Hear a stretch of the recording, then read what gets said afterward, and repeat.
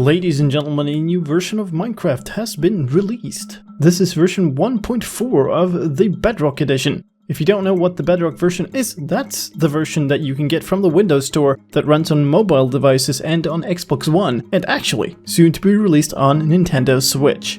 This is version 1.4, and of course that's the version that comes after 1.2.13, or 14 in some cases.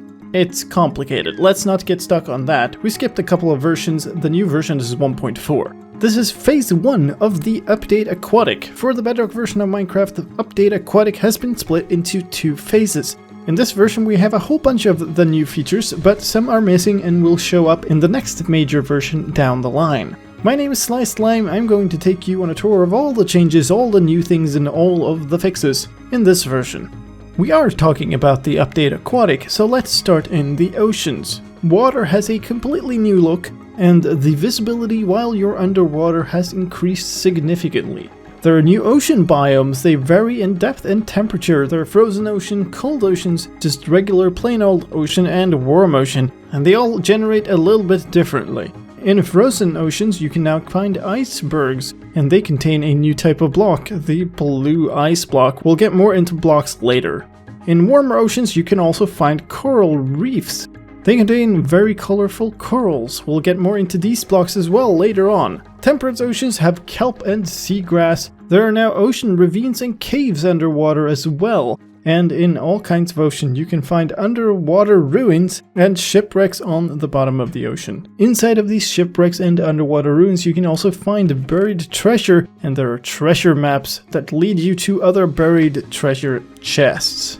Let's talk a little bit about new mobs and changes to mobs in this version as well. There are dolphins in this version. You can find them in the ocean, of course, and you can swim along them. They also have some very special abilities to help you find that buried treasure. There are also tropical fish, and cod, salmon and pufferfish have turned into actual mobs that you can find in the ocean. The tropical fish come in a great variety of looks and types. There are some changes of course also to mobs that aren't in the oceans. Baby zombies, they now burn in daylight. And zombies and skeleton now burn in daylight even when they're seated inside of a boat. Let's move on and talk a little bit about blocks and items and changes to those and new blocks and items in this version. There are coral blocks in this version, along with corals and coral fans. These come in 5 different colors, and as long as they are wet, as long as they are touching water, they will remain that color. If they dry out, if they are no longer touching any water source, then they will die and turn into dead versions, gray or white color versions of the same block. There's also the new kelp blocks that can be harvested to get kelp items. These kelp items can also be dried in a furnace to produce dried kelp, which is a food item and can also be compacted 3x3 in a crafting table to create dried kelp blocks. Like I mentioned before, there are new blue ice blocks in the icebergs. These can be harvested with a pickaxe and have slightly different mechanics than packed ice, for instance. The acceleration when moving across blue ice is slightly different, and the top speed is higher. You can also find seagrass and tall seagrass, and this can be harvested and replanted as well. And sea pickles can now be found on the ocean floor. Sea pickles are a source of light when placed underwater, and you can place 1, 2, 3 or 4 of them in the same block. Placing an additional 1 will increase the count in the block. The more of them you have in the same block, the more light they give off. There's also a new item called Heart of the Sea. This doesn't actually have any use yet, but it will later be a part of a conduit, a crafting recipe for a conduit that will be introduced in a coming update. If you've been watching my snapshot videos for Minecraft Java Edition 1.13, you will have seen this functionality. The update Aquatic will release as one unit, not in 2 phases for Java Edition. Anyway, the Heart of the Sea, do make sure that you collect it, because later you will be able to use it. There are other blocks that are familiar but have new variants in this version. Prismarine now comes as stairs and slabs in all the different versions of Prismarine. And while on the subject of Prismarine, the Prismarine bricks and the dark Prismarine crafting recipes were swapped around, and that is fixed in this version. Raw fish, raw salmon, cooked salmon, tropical fish and pufferfish have all gotten new item textures in this version. And there are now new bucket versions of them as well, because an empty bucket can be used while looking at one of the new fish mobs to get a fish bucket. This fish bucket now contains the fish, and when used, that fish will be placed back. So this provides a convenient way of being able to move a fish mob, for instance if you want to build an aquarium. There's a new weapon in this version as well. It's the Trident. It's an underwater weapon that you throw, and it comes with its own set of new enchantments. The channeling enchant will let you use it for channeling lightning inside of a thunderstorm. The loyalty enchant will make the weapon return to you after being thrown, which is good because otherwise mobs can pick it up. The Riptide enchant will cause you to lunge forward with the trident instead of just throwing it forward, and this is usable as long as you are touching any form of water. And finally, the Impaling enchantment, which is a straight damage increase. Let's get out of the oceans for a bit. There are other blocks that are new. Stripped wood is new in this version. A stripped wood block is made by pointing at a log and using, rather than attacking with, an axe. There are stripped wood versions for all of the different log types, and if you pick them up afterwards by attacking with the axe, they will stay stripped. There are now different wood variants for buttons, pressure plates, and trapdoors. Pumpkins now come in an unsheared form and can be sheared into carved pumpkins. Let's move on to other changes with gameplay. This version of Minecraft contains an entirely new water behavior. A water source block can be placed inside of most other non-solid blocks. Flowing water will still not flow into non-solid blocks, but source blocks can be combined with other blocks. This means that you can place blocks underwater without creating air pockets around them all the time. Water sources surrounding glass, slime blocks, and sea lanterns also no longer turn into flowing water blocks. Another big change in this version is that the items now float up inside of water instead of sinking. There's a new swimming animation. If you sprint while in water, your character will start swimming instead of just bobbing in the water. And this makes your hitbox lower so you can swim through 1x1 block gaps.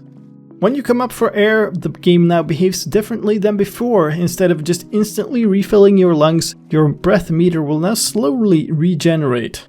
You can now use a bed during the day. You won't go to sleep, but it will still set your spawn point. Leads can be attached to boats now, and fire resistance potions will now protect snow golems from dying when they're in warm biomes.